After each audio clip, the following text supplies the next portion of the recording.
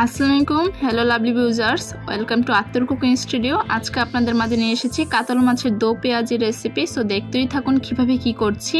আমি এই জায়গায় দিয়ে দিচ্ছি হাফ কাপের মতো সাদা তেল, আর অবশ্যই তেলটা কিন্তু খুব ভালোভাবে গরম করে নিতে হবে, কারণ গরম করার আগে চুলার আঁচটা হাই হিটে দিয়ে নেবেন, তারপরে গরম করে নেবেন। তারপরে যখন মাছগুলো দিবেন তখন মিডিয়াম হিটে করে ফেলবেন।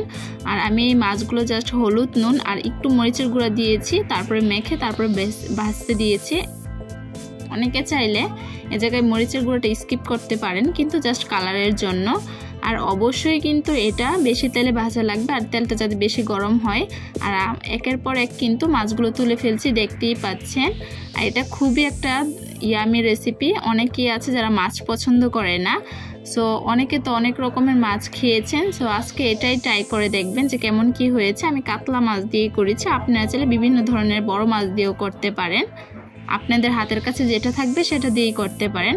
এখন পরপর সবগুলো মাছ একের সাথে তুলে নিচ্ছে। আর রেসিপিগুলো যদি আপনাদের কাছে একটুও ভালো লাগে তাহলে অবশ্যই লাইক, কমেন্ট, শেয়ার এবং সাবস্ক্রাইব করে যাবেন।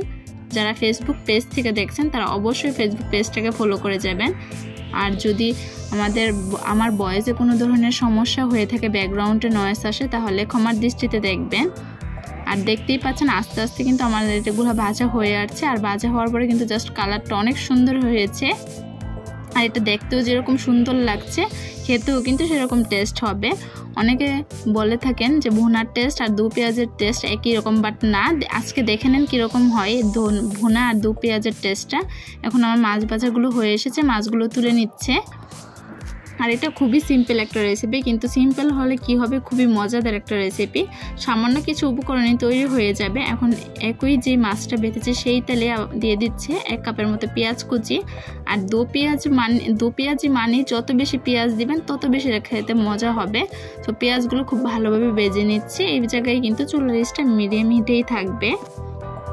আর আপনারা কী কী ভিডিও চান কমেন্টে জানাবেন, ইনশাল্লাহ আমি দেওয়ার ট্রাই করব। আর আস্তে আস্তে কিন্তু দেখতেই পাচ্ছেন এটার কালারটা খুবই সুন্দর এসেছে, কারণ এটা আমি আগে যে মাছগুলো বেছেছি সেই তেলে আমি এগুলো দিয়ে দিচ্ছি। আর সেই তেলে এটা করার ট্রাই করবেন, তাহলে এটা খেতেও খুব মজা হয়। আর যারা যেই তেল ইউজ করেন সেই তেলে দিয়ে দিবেন। এই পর্যায়ে আমি দিয়ে দিচ্ছি হাফ কাপের মতো পানি দিয়ে খুব ভালোভাবে নাড়াচাড়া দিয়ে নিচ্ছি, কারণ এখন যেই মশলাগুলো দেবো এগুলো দেওয়ার কারণে আমি পানিটা দিয়ে দিচ্ছি। আর এই জায়গায় আমি ফালিয়ে দিয়ে দিচ্ছি টমেটো কুচি।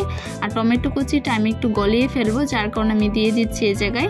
আর আপনারা যারা যদি গলিয়ে ফেলতে না চান তাহলে একটু পরে দিবেন। এখন দেওয়ার পর আমি আদা, রসুন আর জিরা পেস্ট দিয়েছি, সব কিছু হাফ চা চামচের মতো পরিমাণ বুঝে দিয়েছি। আপনারাও সেটা পরিমাণ বুঝে করার ট্রাই করবেন। এখন খুব ভালোভাবে আমি একটা স্প্যাচুলার সাহায্যে মিশিয়ে নিচ্ছি। আর একটু সময় নিয়ে সবাই শুরু থেকে শেষ পর্যন্ত দেখে তারপরে ট্রাই করবেন, দেখবেন অনেকটাই পারফেক্ট হয়েছে। একটু সময় ধরেই দেখুন।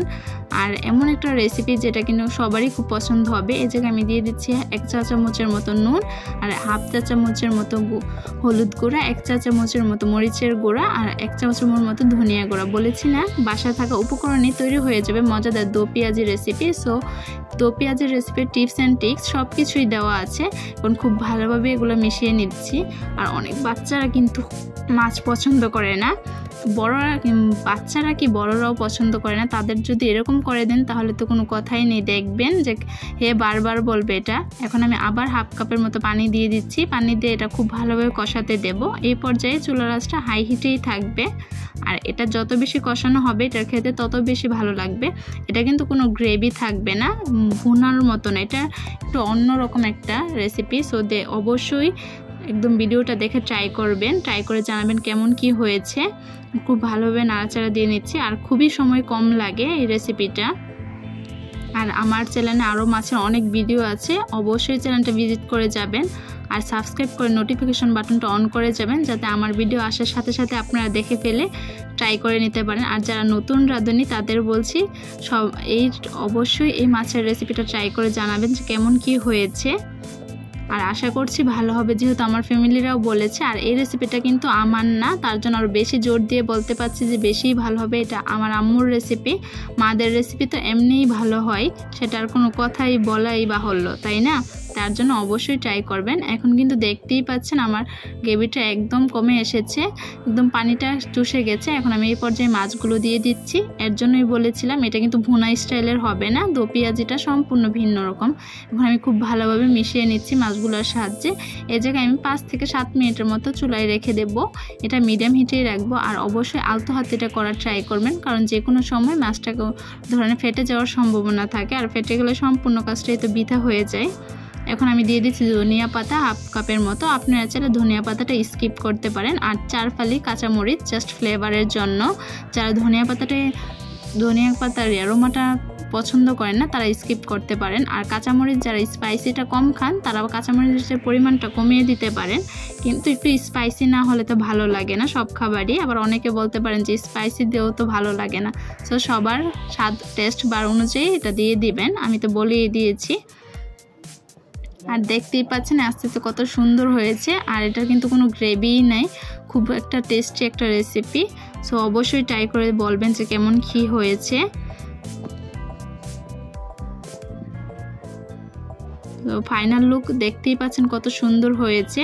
আর আমি সুন্দর বললে তো হবে না, অবশ্যই আপনারা ট্রাই করে জানাবেন কেমন কী হয়েছে। আর কি কমেন্ট জানাবেন, কি ভিডিও চান আমি দেওয়ার ট্রাই করব। তো সবাই আমার ফ্যামিলির জন্য দোয়া করবেন, আমিও আপনাদের ফ্যামিলির জন্য দোয়া করি। তাহলে আজকে এতটুকুই বিদায় নিচ্ছি। আল্লাহ হাফেজ।